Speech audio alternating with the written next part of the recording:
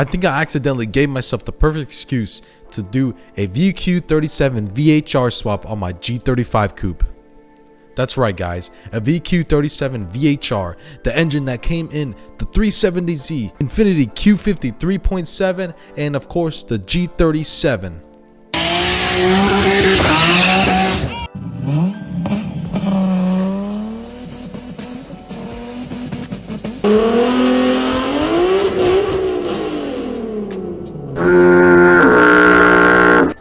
This isn't just a maybe, this isn't just a dream build. I already have everything to complete this build, but I just need your guys' help and honest opinion. Should I VQ37 VHR swap my G35 Coupe in 2026? I already have the engine, I have the transmission, I have the wiring, everything. I have the engine harness, I have the BCM, I have everything, the VVEL modules. Everything that's gonna go into the swap I already have, which makes this way more dangerous than just an idea, because now it feels doable. So the question isn't can I do it, it's should I? Let that sit in your brain. Should I really do this VQ37 VHR swap, or should I just keep driving my 250,000 mile VQ35 DE? My G35 Coupe is a 2005, it is a rev up and it has 250,000 miles. That's right guys, that is not a typo, not a mess up on anything in the mileage. 250,000 miles, original engine, and it has treated me very good. It still runs, it still drives, but I feel like personally it is getting tired. Everything on this car is old. I feel like it definitely needs a little bit of reviving. I'm at the point where I'm either going to be maintaining it forever or do something that actually changes the car, not just keeping it alive, but make it more exciting. This is where things get sketchy. You guys do like the sketchiness of these builds. This is where the bad ideas start sounding good. We picked up recently a 2010 370Z Roadster for 2,200 bucks. That's right guys, a 370Z for 2,200. It's running, driving, and guess what guys, it is manual. It has about 130,000 miles on the clock, and it is a stock VQ37 VHR. No straight pipe, no intake, no mods, completely stock. Not even a single oil leak. So pretty much what that means is I literally own everything to do this swap. The engine, the transmission, the harness, ECU, BCM, key, the VVEL, all of it. Nothing will be mismatched. This will literally be a plug and play into my G35 Coupe. In my opinion, it's a no-brainer. It's a newer VQ engine, so that means we're going to stay within the VQ platform. It's not just some random engine. It's not an LS swap. And I know a lot of you guys do enjoy your LS swaps, but in my opinion, in my personal opinion, here in Gallo 12 or 24, I do not like the LS swaps in the VQs. I'm not LS swapping it. Pretty much what I'm saying is I'm not LS swapping it. I'm going to stay in the VQ platform. It is the same layout, same manufacturer, same engine family. So you guys already know parts are going to be acquirable. It's going to be reliable. And best of all, it's going to be fun. Why should I put so much more money into a VQ35 DE when I could just upgrade everything all at once? More power, newer tech, and less miles. To me, it seems like a no-brainer. This is why my brain keeps telling me it's easy, and that's the dangerous part, because nothing in cars is actually very easy. Good news is I am not the only one that have decided to do this. There has been plenty of people that have VQ37 VHR swapped their G35 recently in the last maybe 10 years. But the thing is, there isn't many videos on it. There isn't many information. You know, there's a couple forums and this and that, but sometimes reading the forums, it gets overwhelming. Why not give you guys a full breakthrough on how to VQ37 VHR swap your G35 or 350Z? You know what I mean? I feel like it's a no-brainer. I feel like you guys will get the knowledge, I will get the knowledge, and everybody will, you know, probably be VQ37 VHR swapping their G35 or 350Z. In my opinion, I think the VQ37, it is a superior motor. It's a higher displacement, It has more power already from factory. It does have a higher compression ratio, which you would think it wouldn't hold boost or be less effective under boost. It holds almost 600 wheel horsepower, stock block, stock head, everything. That is insane. In order to go 600 wheel horsepower, you're gonna have to upgrade everything on the VQ35 DE. Let that sink in. That's why I'm starting to realize like this engine is superior. Insane, guys. So the plan is simple: pull the drivetrain, refresh all the gaskets, clutch, maintenance, stuff like that. You know, I'm deciding in between on maybe removing that internal slave cylinder and going the external slave cylinder route, doing the upgrade. I don't know yet, because that's what I love about my CD009 and my 2005. It has the external slave cylinder. Both transmissions are very strong, in my opinion, very strong, but the weak point is that slave cylinder. So I'm thinking, since it's out already, go ahead and do the swap of the external slave cylinder, the upgrade, because like that, I feel like in the back of my mind, I'll be ripping through the streets, I'll be doing something, you know, maybe taking it on a track run, and I won't have that worry as much as that internal slave cylinder literally breaking apart inside. Yes, I understand the VQ35DE can make some power, and it has been proven that you can make power on a stock block, stock head, good tune, good turbo kit, everything. But the thing is, I have such a high mileage engine that it'll cost, in my opinion, way more to maintain, fix all the leaks and everything, and then do the turbo, when I could literally do this swap for cheaper and do a rear mount turbo, and everything will be significantly cheaper. I'll feel more power, because with the VQ35DE I will have around 400 horsepower, but that's it. That's the limit. Once you start increasing the torque on the VQ35DEs, it's already game over. You're done. Like that, when I have with the VQ37 VHR, I have a little bit of that wiggle room that can hit 600 wheel. I've seen almost 700 wheel horsepower on a VQ37.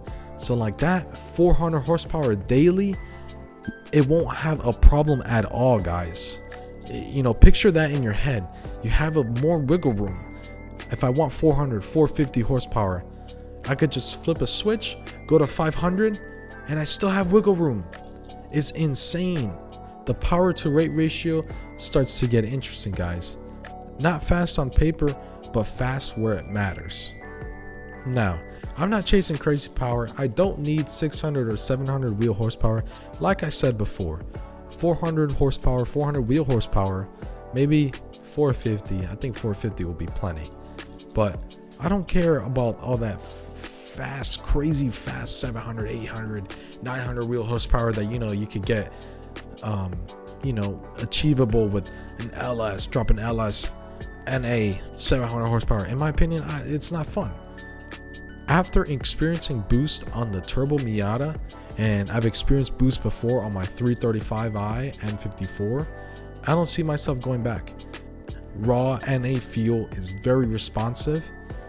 The feeling that nice pure turbos hit, you know, either a nice single turbo or twin turbos, is insane. I feel like that feeling is unmatched. You get the nice spoolie sounds, you get the nice kick back to the seat, everything feels, you can feel the G's, everything to your chest. Guys, if you've been in a very high horsepower car that's built right with a good tune, you guys know what I'm talking about. Now, this is where things get interesting. That 2200 price tag on the 370Z, the donor car, pretty much that price pretty much goes out the door, because the engine is going to be out, that transmission is going to be out, and like I said before, I'm going to want to maybe upgrade that clutch, upgrade the slave cylinder, and of course with that means better mounts. You know, maybe I want to upgrade the drive shaft, exhaust, new fluids, anything else that I will see that the engine needs, you know, new coolant hoses, everything. So that 2200 price tag is not only the price tag that's going to cost for the swap. You know, it'll probably be up there some more. But if you guys have a donor car, if you guys could pick up a car that has a manual transmission and an engine, everything all in one, you guys don't have to part out, you know, going to the junkyard, get VVEL module out of one thing, go and get this and that. You know, it's better to get the whole car all in one. So like that, you guys will have everything right beside you or wherever you guys keep that car, and boom boom boom, you swap everything. It should be way cheaper than having to part everything out one by one. In my opinion, buying the whole car will be a lot simpler and a lot cheaper. This is another thing I have to consider. The car is going to be down. It's going to be down for maybe a month, 2 months, maybe 3 months, depending on, you know, what life throws at us. You know, something can get in the way, a back ordered part, anything, you know what I mean? Anything can come in between this swap. So I just got to play the cards right, and I got to make sure mentally that I have another vehicle ready to being able to daily drive, because at the end of the day, I still have to go to work. I still have to do everything just like you guys. So I have to put that in the back of my mind. The G35 Coupe will be down. And in my opinion, it is my favorite daily. It's so comfortable. It's a lot bigger inside. Yes, it's manual, but it's comfortable. It's bigger. In my Miata, when I get in that thing, man, I'm like this. Semi trucks come by, zoom, zoom. Sure, I have the turbo, so I could, you know, get out of traffic, get out of ways, you know, very quickly. But in my opinion, a G35 Coupe is one of the best daily cars you could get. So the VQ35DE Rev Up is what I currently have. It is a 3.5 liter V6 naturally aspirated. The compression ratio on the VQ35DE Rev Up is 10:3:1. The VQ35DE has around 287 to 300 horsepower, depending on, you know, which years you have. My Rev Up has around 298 horsepower. With the exhaust, with the test pipes and the intake that I have, I'm looking maybe around 300 horsepower. The Rev Up revs to about 7,000 RPMs, guys. 7,000. The stock DE revs up to about only 6,600. So on the Rev Up, there's added variable exhaust timing, so both intake and exhaust VVT. Slightly improved breathing and top end power. So the Rev Up does have more top end power but less torque. That's why I noticed, you know what, that's what I really did notice that. There'll be times I come into a stop and, you know, I need to get out of the way in traffic. It doesn't have that much torque compared to my earlier VQ35DE. But the top end, it builds it like crazy. It's almost like VTEC. In my opinion, it's like VTEC. In the certain higher RPMs,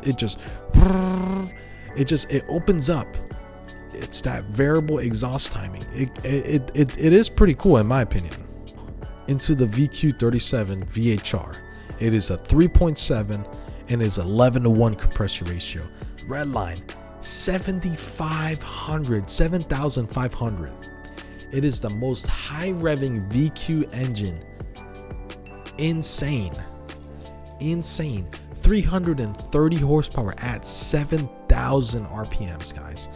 275 foot-pounds of torque at 5,200. Guys, put that in your mind. That difference alone is insane. So just doing the swap alone, just doing the engine swap alone, it is gonna feel insane. So on the VQ37 VHRs, there is VVEL, which is variable valve event and lift. The Nissan's more advanced valve control system compared to the older VVT setups. This provides flatter power curve and better intake and exhaust control, which helps responsiveness throughout the rev range. So I can keep sitting here and yapping away about the VQ37 VHR, how beneficial this will be for me, for the channel, for everything, for daily driving. But I need your guys' help. This is where I need your guys' opinion, and I can't decide. So this is why I need to ask you guys. Do I revive the G35 or do I do the VQ37 VHR swap on my G35? In my opinion, it's a way newer engine, way more power. Everything is a lot more modern, and it'll just be a very cool swap in my opinion. It'll be a very cool swap in my opinion. And overall, I love the sound of the VQ37 VHR, everything that comes with it. Maybe not that internal slave zone and that transmission, but we can always take care of that. Or do I just keep things simple? Do I leave it alone? Do I just sell my G35? Do I get a 350Z? Do I get a 370Z? Is it not worth it? Let me know, guys. I need your guys' honest opinions. Am I building the perfect budget VQ car? Or is this going to be a waste of time? Is it going to be a massive headache? And am I just going to get flamed in the comments? I need your guys' help. Drop your comments down below. Have you guys ever thought about doing this swap? Have you guys ever thought about taking out your old tire VQ35DE, throwing it out the window, and bringing in a VQ37 VHR, less miles, more power, and potentially longer lifespan? If everything goes to plan, there's going to be videos and videos on how to do this swap, guys. So don't feel like you guys won't have any information. We'll make sure to have that information for you guys. My channel, Gallo1224, or Armando Pro Garage, will have everything, okay? From the whole swap, from starting it to finish. If we do decide, again, I need your guys' honest opinion. Should I do this VQ37 VHR swap? Guys, if this was your money, your garage, and your time, would you VQ37 swap the G35 and give it a second life, or would you keep the car separate and not overcomplicate it at all? Drop your honest opinions in the comments below. I'm reading all of them, and they're actually going to influence what happens next. If you enjoyed this video, hit that like button, subscribe if you're new here, and stick around, because whatever decision gets made, you're going to see the whole process on this channel, guys. And I'll see you guys in the next one.